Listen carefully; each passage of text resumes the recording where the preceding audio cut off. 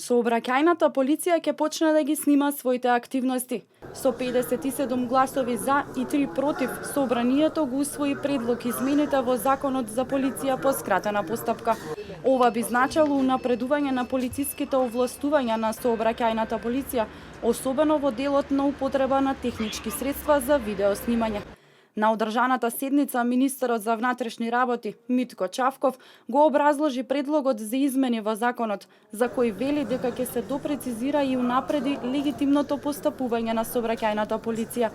Снимениот материјал треба да овозможи унапредување на степенот на основаност на преземените действија од страна на полициските службеници со цел легитимно и соодветно постапување на припадниците на Министерството за внатрешни работи при примената на полициските овластувања утврдени со Законот за полиција.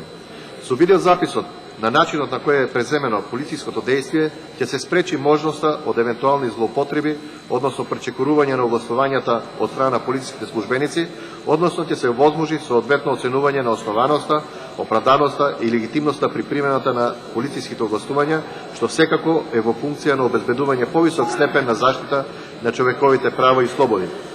Министерот за внатрешни работи вели дека службеникот при користење на технички средства ќе има обврска да го извести лицето кое ќе биде снимано.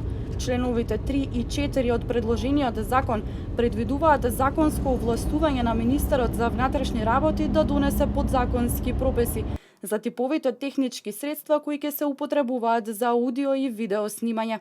Предложениот закон предвидува и ревидирање на временскиот рок, утврден за чување на снимениот материјал од постојните 6 месеци на 45 дена.